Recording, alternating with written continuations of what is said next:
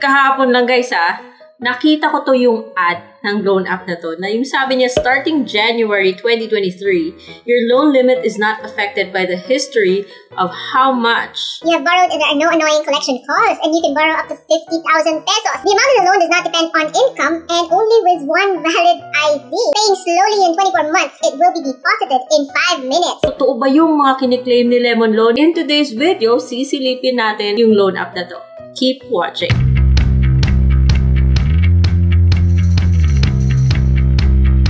Hello everybody! Welcome back to my channel. So kung palagi kayo nagpe-Facebook, nag-YouTube, you've seen these ads. So ito si Lemon Loan, sabi maglo-loan ka daw ng 20,000 pesos dahil yun daw yung maximum na pwede niyang ipahiram at yung babayaran mo lang ay 20,200. Pero yung ad niya ito 15,000 pesos, 90 to 120 days daw babayaran. Babayaran mo lang ay 15,600. No salary slip, no income proof, no bank statement. Wow! I understand, napaka-enticing na kanya mga ads. But mas mabuting panoorin nyo na muna yung mga screenshots ko dito. So ito si Lemon Loan, rehistrado po sa Securities and Exchange Commission.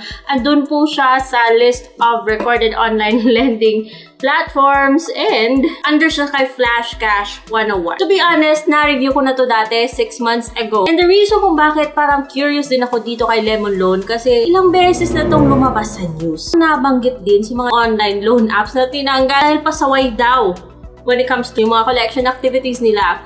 Tapos just a couple months ago, itong si Rappler, binanggit din to si Lemon Loan, which led people to strongly think na yung office ni Lemon Loan and kabilang yung ibang mga apps ay yun yung na-raid. Pero yung na-raid ay si Golden Koi. Ako lang masusunod, hindi ko pa mai-establish yung connection. Unless or until lumabas po siya dito sa SEC na ni-revoke yung license niya, huwag muna tayong mag-assume. Babalikan natin si Lemon Loan. Tingnan natin kung mayroon siyang mga pagbabago given na parang meron silang mga red flags na nanonotice ng mga tao. 6 months ago, ito po yung mga lumalabas na mga screenshots dun sa Google Play. Then ngayon, umiba from yellow na yellow, naging blue na blue.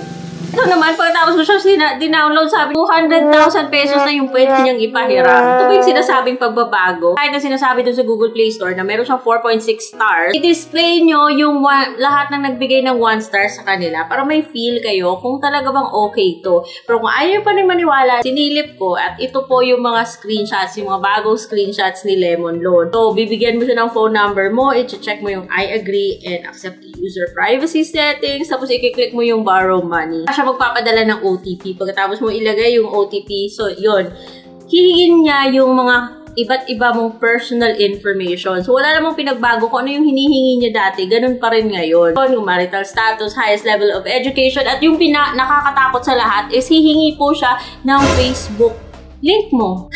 And it's not optional dahil meron po siyang asterisk. Kaya kung gusto mo magpatuloy, ibibigay mo yung lahat ng information na merong asterisk. Saka may click yung next step. Hingin niya kung saan mo siya gustong ipadala. Pag nagte-test ako ng loan app, palagi ko talagang siniselect yung RD Pawn Shop para hindi po accidentally napapadala yung pera sa akin like other people would say. Iba na yung doble ingat, ano? And then next is yung contact reference naman yung hihingin niya. And yung contact references na hihingin niya ay 4, which kailangan pipiliin mo dun sa phone book mo. Kaya bibigyan mo siya ng access or permission na masilip yung phone book niyo mga best or ma-access. And then after that, then hihingi po siya ng picture ng ID mo at yung selfie mo na hawak-hawak yung ID.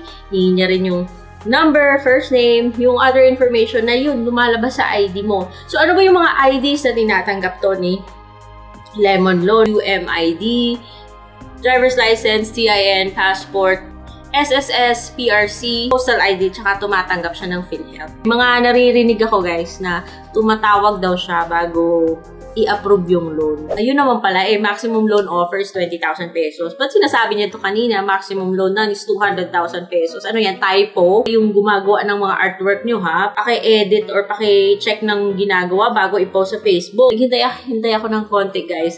And first, I use a different ID. At yun, na-approve ako guys. 2,000 pesos. Pero hindi nyo magugustuhan yung mga ikakaltas. Hindi mo buong-buo makukuha yung 2,000 pesos. it's acceptable na magsisimula tayo sa mababang credit limit. Pero, yung ayaw natin dito is yung mga kinakaltas niya. Dito sa offer niyang 2,000 pesos sa akin, kinakaltas niya ay payment commission, service charge, tsaka account management fee.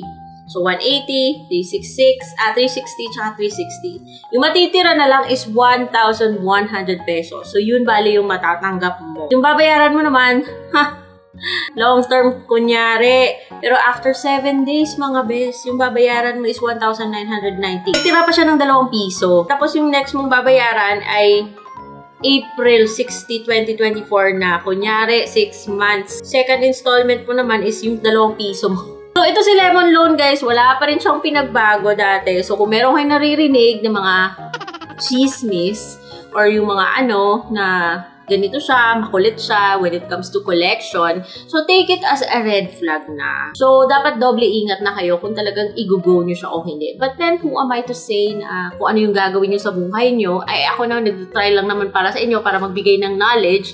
Pero, nasa inyo pa rin yan, guys, kung uutang kayo dito o hindi. Kasi, right expectations po yung ginagawa natin sa channel na to. And nasa inyo, always, nasa inyo po yung decision kung gagamit kayo ng loan app o hindi. Ang gusto ko lang is naiintindihan nyo yung mga pinagagawa natin. At pero, kung meron man ako i-suggest sa'yo, that is subscribe na kayo sa channel na to, guys. Kasi marami kayong matututunang mga right expectations about loan apps. At meron akong mga loan apps na re-review dito na pwede nyong pagkatiwalaan. Hope to see you on my next vlog.